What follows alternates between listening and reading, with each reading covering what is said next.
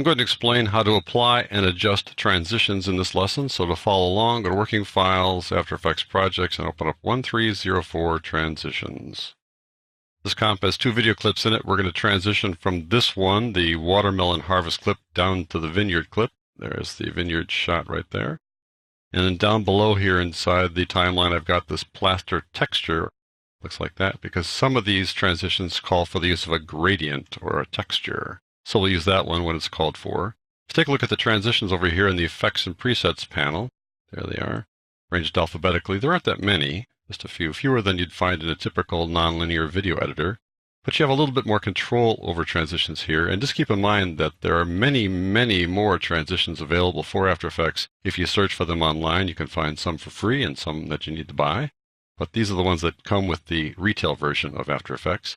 So let's go over to this clip. The way that transitions work is that you typically apply them to a clip above another clip. It's not always the way, but that's kind of the normal way. You're transitioning from a clip to another clip. So you apply the transition to the clip you're transitioning from. I'm going to go to the Effect Controls panel. I've applied all of those transitions to this one clip here, the watermelon harvest clip. And we're going to take a look at all of them. I'll just try to kind of zip through all of them so you get a sense of how they work. Let's open up Block Dissolve first. There we go. It says Transition Completion. This is true for virtually all transitions. There's this thing that just says basically start and end. If I start dragging on this, you'll see how it just transitions from one to the other, and you can sort of preview it simply by just dragging through transition completion. And there are various options here in terms of the size of the block. So if I go, let's say, in a little ways, you can get a sense for how that works, and you can feather them as well. Turn off soft edges, make it sharper, however you want to do it. All right, turn that one off. Going down to Card Wipe. Take a look at that. You can see how those cards flip over, revealing the layer below it. Or in this case, they're revealing the same layer because the default setting is to reveal what's below it and then come back to the layer above it. So you need to say, no, the back layer is going to be vineyard. That's really where I want to go. And then you will go to the vineyard, meaning the back layer of the flipped cards. And there are many options here in terms of size of the cards and how they're arranged, things like that. Going down to Gradient Wipe. Gradient Wipe needs to have a gradient. You need to tell it where the gradient is. So I need to tell it the gradient is that thing on layer 3. There it is. And now I need to go through the transition, and you'll see how the gradient then begins to show up, how that plaster shot tends to drive the transition. The Iris Wipe is a transition that I think should probably have been dropped. It just doesn't work all that well. It doesn't even have a transition completion option, so we're going to take a pass on that one. Linear Wipe is pretty simple. You can see it's just basically it goes across the page like that, and you can feather it or not. I'll reset it so you can see what it looks like without the feather. There you go. If you do feather it, it's just a good way to transition. If you want to, let's say, put a graphic here or something to follow along, you can just put that on a different layer and just have it move along with the transition. You'll see that a lot when people use linear wipes. Radial Wipe works like a clock, just kind of rotate it around. What's kind of cool about this is that you can decide where you want to put it. So you click on this little target there, and that puts this little target on the screen. So let's say you can put it right on this guy's hat. And then you could have the radial wipe go around like that. And let's go down to Venetian blinds. This is what you would think it would be if you think of Venetian blinds. It's kind of thin, right? So you can make the blinds thicker like so, and you can feather them, soften it up a bit. Now we're down to the Psychor effects, and these guys, as you'd expect, are just totally great. Click on CC Glass Wipe. It needs a gradient layer, so I tell it that the gradient layer is that plaster texture. You can use anything as a gradient layer. It doesn't have to be a still image. It can be a video clip as well, which actually is kind of fun. If you start going through here, you begin to see how this works. This is a very processor-intensive effect, so I'll go partially in here, and you begin to see it kind of breaking up there a little bit. There you go. That's how it uses the gradient to kind of get through that transition, trying to look like sort of bent glass. CC Grid Wipe looks like that, and you can adjust the size of the squares, the spacing between the squares, other things like that. The CC Image Wipe sounds like you're actually taking an image from someplace, but you're not. It's just kind of what they call it. You need to tell it what layer you're going to use for the gradient again.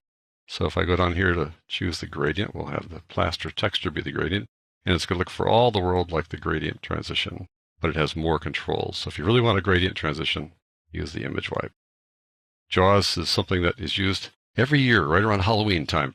Who'd have thought, right? You can adjust the direction of it as well, rotate it around, have it fit whatever it is you're trying to use the jaws on. You can change the size of the jaws, what have you. CC Light Wipe, I love this one. Watch this. It just makes this bright kind of glow. What's really great is to choose the color from source, because that looks for bright areas in the source and just radiates away from bright stuff and really animates it. Don't have to have it be round like that. You can have it be doors, as they call it, or square, whatever you like. And you can decide what the direction is going to be. Really cool. Line sweep just kind of drops things down with little cards like that. Radial scale wipe. You'll see how this one works. Kind of looks like it's kind of pushing things back. Again, you can decide what the center is going to be by clicking on the target. So let's say we're put over here in this watermelon right there, and you can come out of the watermelon. Or what you can do is you can reverse it so that you can basically dive down to something and reveal the layer behind it. Very nice. Scale wipe. This is a thing that kind of stretches things away. What you do here is you determine how much you want to stretch something, how stretchy it's going to be. And then what you animate is the center. So you click on the center, and as you move the center around, that determines the beginning and the end of the transition. So the stretch, you just say how much you want to stretch something, and then you can animate this thing. And you can animate, obviously, the angle, things like that. And you can have this applied to multiple layers that are blended together in some way and have them all work together if you want to. Very cool how that works. And you can also animate this whole center thing wherever you want. All right. Warp-O-Matic. I can just see some guy doing a late night commercial about the Warp-O-Matic. Show you this one works. I've got set up already because it's really processor intensive, so you get a chance to get a look at kind of the results there. You're revealing the layer vineyard in this case. You need to say what you're revealing. And the completion talks about how much you're warping to the next layer, kind of like semi-Van Gogh-ish there. You can adjust other things as well. I've got this last one out of alphabetical order, Twister, because it requires some special mention. I'll turn it on. Let's take a look at it. What you can do with Twister is that you say there's something on the back side of what you're twisting from. So typically you want the next thing you're twisting to be on the back side. So I've chosen the vineyard to be the back side. Now let's watch what happens here. We twist from one, but what happens is it not only is it on the back side, but it reveals the next layer in the process, which, 99% of the time you don't want to do. So, what's the story here? Well, there's another use for this thing. You can click on none instead, like that. And then you basically have nothing there, and it just disappears, which is kind of cool, but that's not really the full value because you want to see something on the back side of it. So I'm going to go back to this guy and show you the workaround for this to make it so you don't see what's below it. So I'm going to put keyframes in here so we can see where the keyframes are for the completion. So I'll turn on keyframes for completion at 0, so nothing's happened yet. Go forward a little bit and have keyframe for 100%, and those keyframes will be added automatically down here.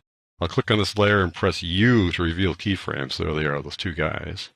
What I need to do now is just trim the clip that it's going to such that the trim ends right there, and so the clip starts on that keyframe. So I navigate to that keyframe by clicking on this little navigation guide. And then I trim the vineyard clip down here to that keyframe. Hold down the Shift key so it snaps to it. And now it'll reveal what's below it here in the timeline. If I turn off the eyeball for plaster texture, and it reveals the transparency here, which when you render this, it'll be black. So that may be what you want.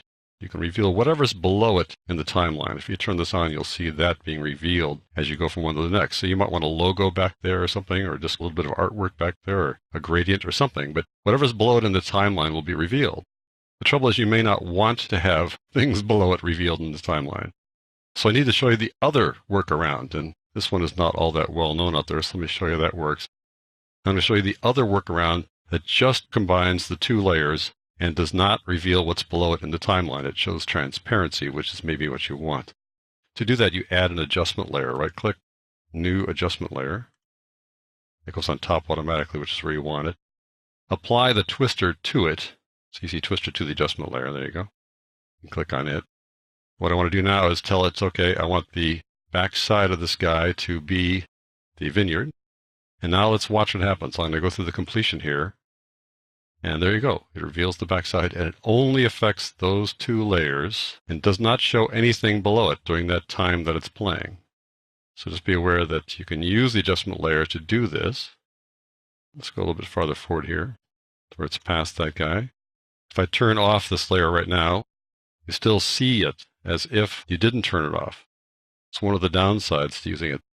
So you need to limit the adjustment layer to just the duration of that transition.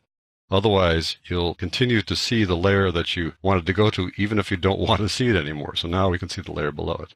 So it's the one little downside to using the adjustment layer. But what it does is it lets you see only those two layers as you go through the transition. That's what's cool about it. You just see only transparency behind it if that's what you want. Even if you have 50 items stacked down below here, you won't see them. It just shows transition. So you can either use an adjustment layer to have transparency or trim this guy to the end point of the transition completion. And that way you'll see what's below it here inside the timeline. So that, folks, is how you use transitions here inside After Effects.